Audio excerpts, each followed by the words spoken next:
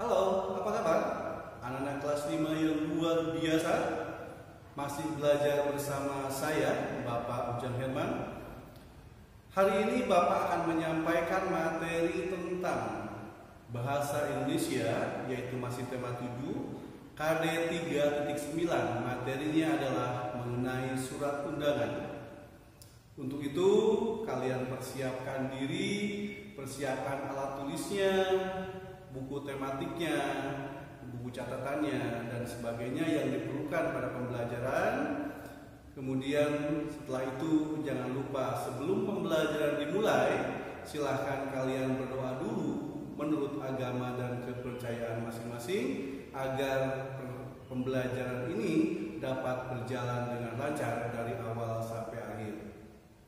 Baik anak-anakku yang terkasih, sebelum pembelajaran dimulai, Bapak akan sampaikan dulu tujuan pembelajaran yang harus dicapai hari ini. Yang pertama, setelah kalian menyimak video pembelajaran ini, kalian dapat mengetahui pengertian surat undangan dan jenis-jenisnya. Dan yang kedua adalah kalian dapat membuat surat undangan dengan menggunakan penggunaan ejaan yang tepat.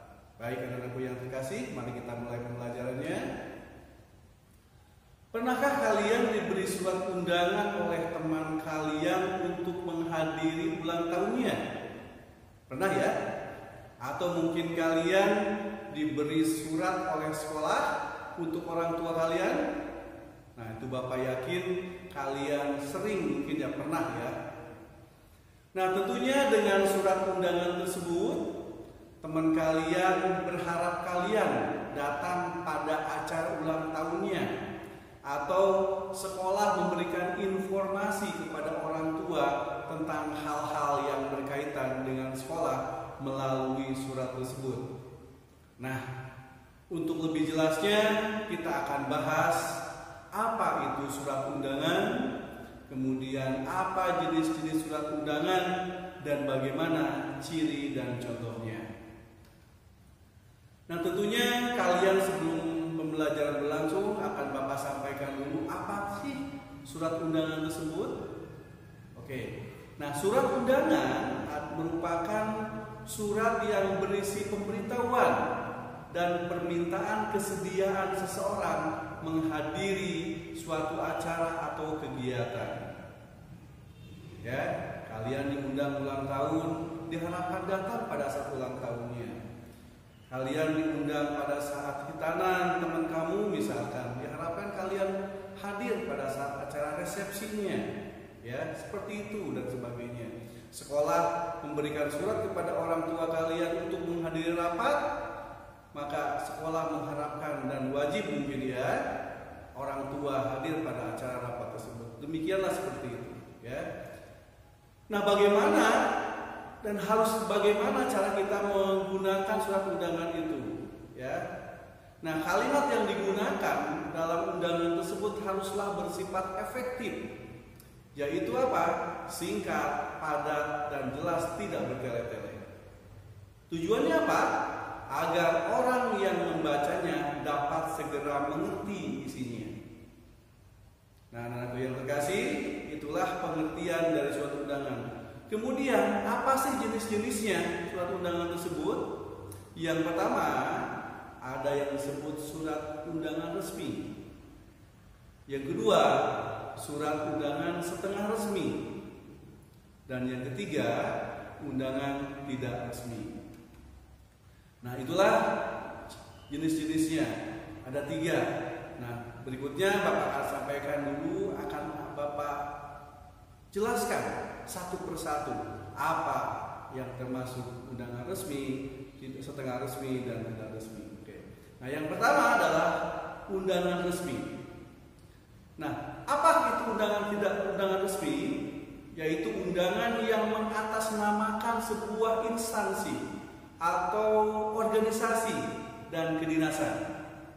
Biasanya dipergunakan untuk kepentingan kedinasan. Nah, kemudian apa sih ciri-ciri undangan resmi tersebut? Yang pertama, biasanya menggunakan bahasa atau kata baku.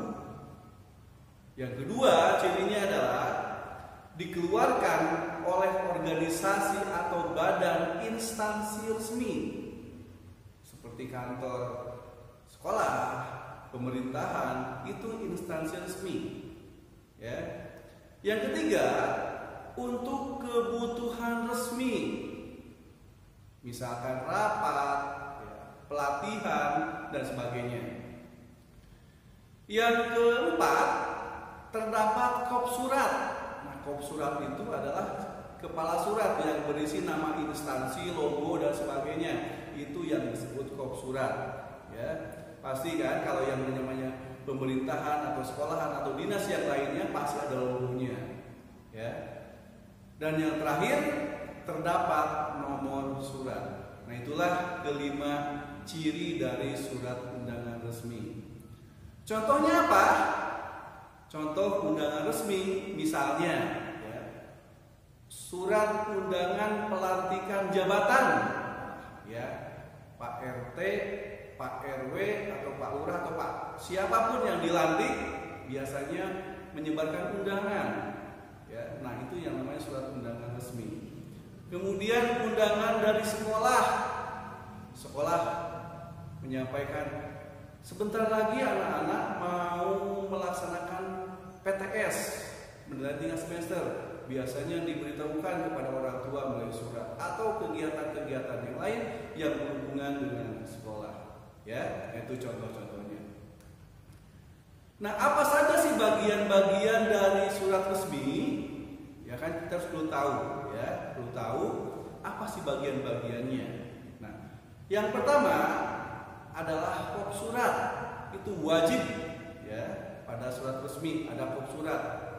Yang kedua, adanya tempat dan tanggal pembuatan surat, misalkan Sukabumi, tanggal hari ini tanggal berapa, bulan apa, dan tahun berapa.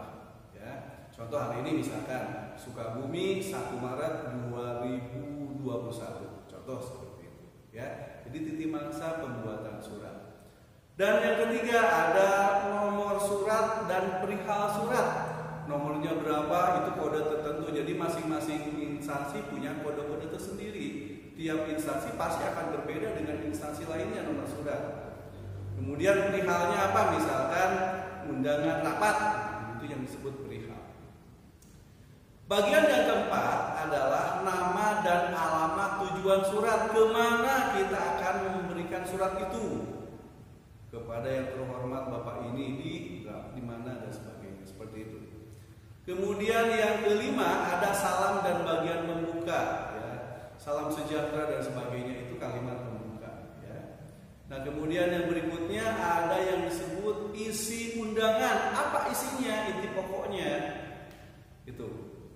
Dan yang berikutnya ada salam dan bagian penutup. Dan yang terakhir adalah nama pihak pengundang, siapa dan jabatannya. Nah, itulah bagian-bagian dari surat undangan resmi, ya, mulai dari kop surat sampai nama pihak pengundang.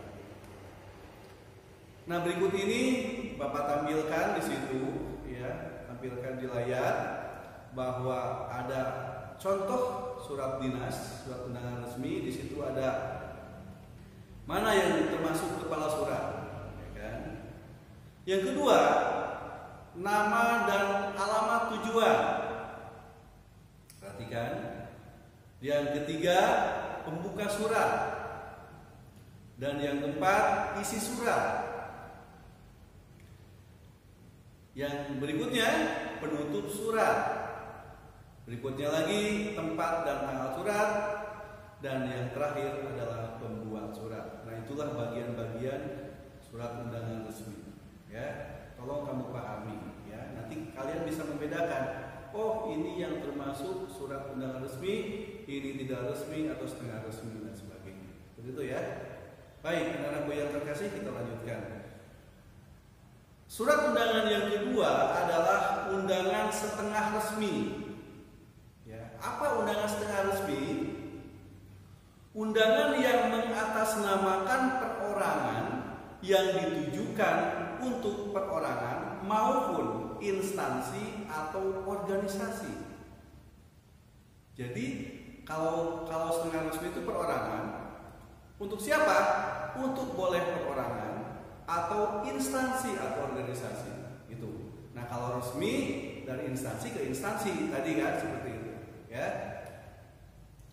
Nah, bagaimana cirinya? Sebetulnya hampir sama sih dengan undangan setengah resmi, hanya ada beberapa perbedaan sedikit, ya. Yang pertama, menggunakan bahasa atau kata baku. Nah, masih menggunakan kata baku. Yang kedua, mewakili kelompok atau perorangan kepada kelompok. Dan yang ketiga, kebutuhannya adalah untuk setengah resmi. Dan yang terakhir, tidak ada nomor surat. Nah, kan? Tidak ada nomor surat. Ada 4 ciri untuk undangan setengah resmi. Nah, apa sih contohnya?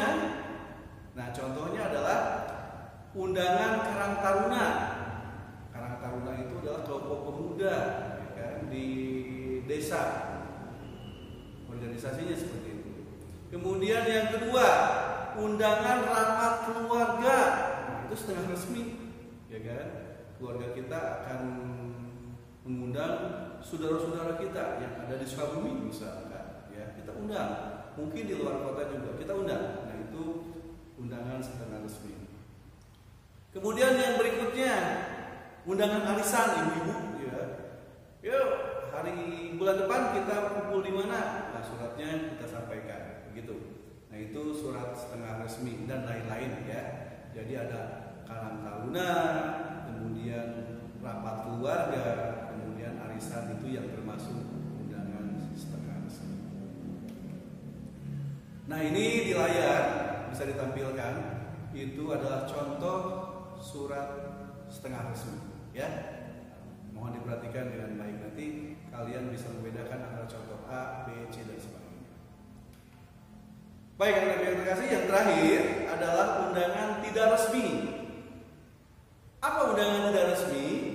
Undangan yang mengatasnamakan perorangan yang ditujukan kepada perorangan untuk kepentingan perorangan. Jelas ya? Sekali lagi, undangan yang mengatasnamakan perorangan ditujukan kepada perorangan untuk kepentingan siapa? Perorangan. Nah, itu yang disebut undangan tidak resmi. Nah, ciri-cirinya bagaimana? Yang pertama, menggunakan bahasa baku dan tidak baku.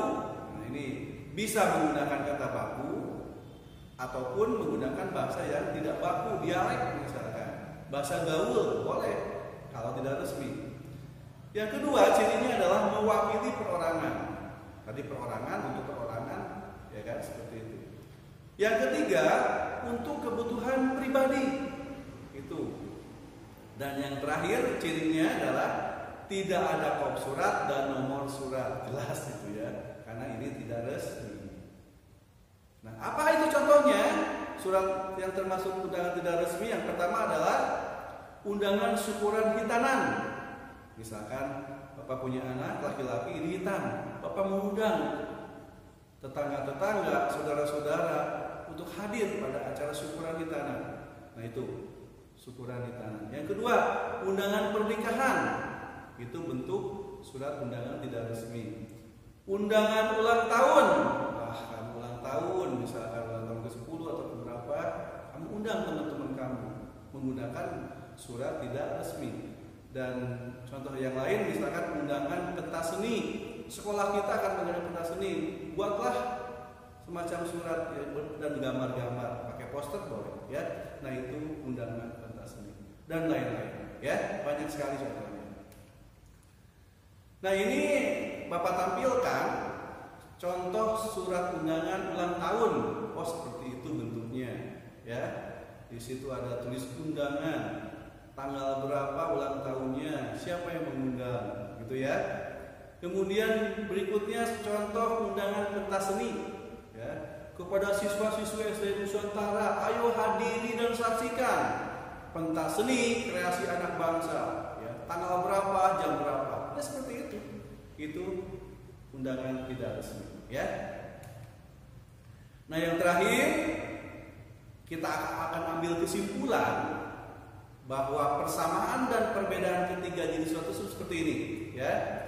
Ada surat resmi, setengah resmi, dan tidak resmi. Itu persamaannya adalah merupakan ajakan untuk menghadiri suatu acara. Terdapat alamat, waktu, dan acara yang jelas. Nah, itu persamaannya. Kemudian perbedaannya bagaimana? Kalau undangan resmi mengatasnamakan sebuah instansi atau organisasi, ya. Kemudian biasanya digunakan untuk bersifat kedinasan. Yang kedua, perbedaan dengan setengah resmi mengatasnamakan perorangan yang ditujukan untuk perorangan bisa untuk instansi atau organisasi. Nah, yang terakhir, undangan tidak resmi biasanya apa? Mengatasnamakan perseorangan yang ditujukan untuk perseorangan juga, seperti itu. Nah, itulah persamaan dan perbedaan ketiga jenis undangan: undangan resmi, undangan setengah resmi, dan undangan tidak resmi. Baik, anak-anakku yang terkasih, anak-anak kelas 5 yang terkasih dan luar biasa, demikianlah materi yang bisa Bapak sampaikan hari tentang surat undangan, jenis-jenis, kemudian ciri-cirinya bagaimana.